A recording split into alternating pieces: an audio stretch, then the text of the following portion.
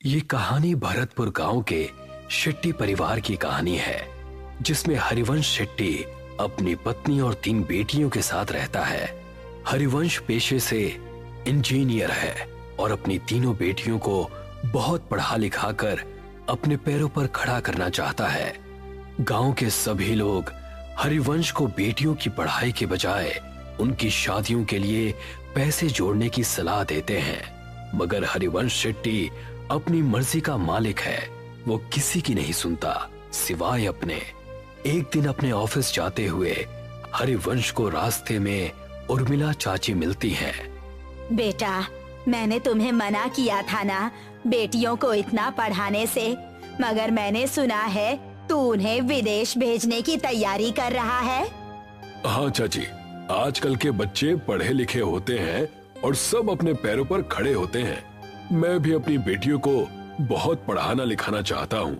एक बार अपने पैरों पर खड़ी हो जाएं, उसके बाद शादी की सोचेंगे। मगर बेटा, उनकी शादी। ओफो चाची, अभी वो तीनों बहुत छोटी हैं। तुम उनकी चिंता मत करो, मैं हूँ ना, मैं सब संभाल लूंगा। इतना कहकर हरिवंश अपने ऑफिस के लिए निकल जाता है। उसके ऑफिस पहुंचते ही उसे खबर मिलती है कि गांव में भूकंप आया है और सब बर्बाद हो गया है। हरिवंश वापस घर पहुंचता है और देखता है कि उसका पूरा गांव बर्बाद हो गया है। अरे ये सब क्या हो गया? मैं तो लुट गया, बर्बाद हो गया। अब कैसे सब हो पाएगा? मेरी बेटियां कैसे विदेश जाएंगी और आगे की पढ़ाई करेंगी? अजी, नुकसान तो पूरे गांव का हुआ है, मगर भगवान की कृपा है कि हम में से किसी को कुछ नहीं हुआ। सभी लोग जल्दी से जल्दी गांव को खाली कर दो। सरकार ने कहा है यहाँ अभी और बड़े भूकंप आने वाले हैं। देखते ही देखते पूरा गांव नदी पार करने के लिए इकट्ठा हो जाता है। सभी नदी के किनारे खड़े जिट्टी का इंतजार करते हैं।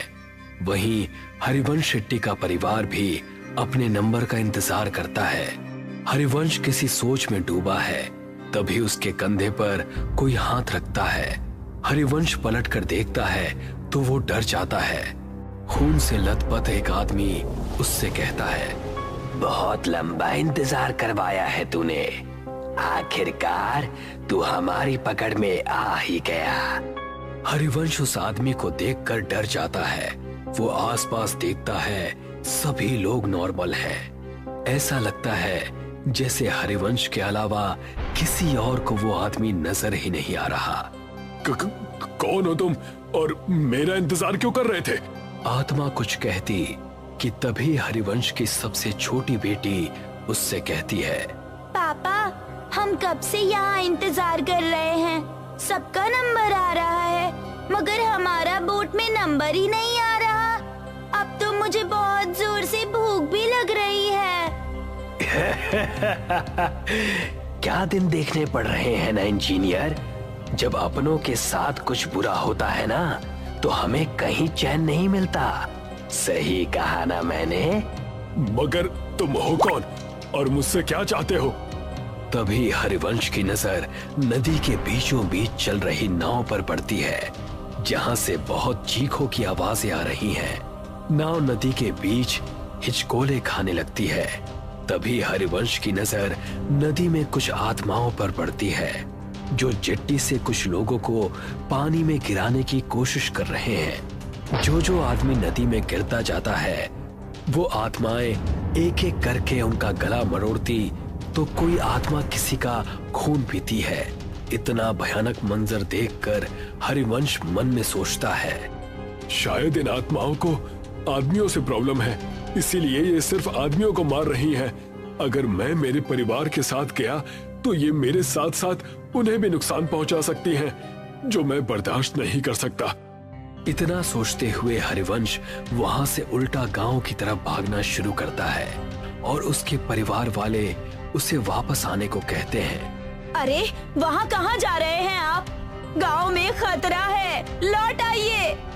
हाँ पापा, वापस आ जाइए ना प्लीज। वहाँ मत जाइए, मत जाइए ना पापा, वापस आ जाइए ना। मगर हरिवंश किसी की नहीं सुनता और गांव के अंदर भाग जाता है। वो जैसे ही गांव में जाता है वो देखता है वहां कोई नहीं है। एकदम सन्नाटा छाया हुआ है। हरिवंश अपने उजड़े हुए गांव को चारों तरफ से देखता है। तभी उसे एक आत्मा उसकी ओर दौड़ती हुई नजर आती है। हरिवंश अपनी जान बचाकर वहां से भागता है। भागते भागते थक जाने के बाद हरिवंश एक सरकारी स्कूल की बिल्डिंग के बाहर बैठ जाता है। वहां भी उसे सब उजड़ा हुआ दिखता है। तभी दो छोटे बच्चों की आत्मा हरिवंश के पास आती है और उससे कहती है, अंकल, हम तो मासूम से बच्चे थे ना, आपने हमें क्यों मार दिया? अब आपका नंबर है। मैं इन बच्चों को क्यों मारूंगा भला? मैं खुद बेटियों का बाप हूँ। हे भगवान, ये सब क्या हो रहा है मेरे साथ? वहाँ मेरा परिवार भी अकेला है। मुझे लगता है इन सबको कोई गलतफहमी हो रही है। हरिवंश ऐसा मन में सोच रहा होता है कि तभी एक भयानक औरत की आत्मा वहां आ जाती है और हरिवंश से कहती है, जब अपने परिवार से इतना प्यार करते हो तो दूसरों के बारे में कभी क्यों नहीं सोचते? अब तुम मरोगे और बहुत बुरी मौत मरोगे। हरिवंश ये सब देखता है और फिर इधर उधर भागने लगता है। वो भागते भागते वापस नदी के किनारे आ जाता है, मगर इस बार वो देखता है कि वो जहां खड़ा है वहां कोई भी नहीं है। तभी वो देखता है एक और चिट्टी नदी के अंदर जा रही है जिस पर कुछ आत्माएं हमला करती हैं। हरिवंश को ये पहले समझ में नहीं आता। तभी वो देखता है कि गांव की तरफ से दौड़ती हुई आत्माएं हरिवंश के पास आ रही हैं। अब मेरा बच पाना मुश्किल है भगवान, मेरे परिवार का ध्यान रखना। तभी सामने से आती हुई आत्माएं उस पर जैसे हमला करती हैं। हरिवंश का पांव टकराता है और वो गिरते गिरते बचता है। वो अपनी नजर घुमाता है तो वो देखता है कि नदी पर एक पुल बना हुआ है। ऐसा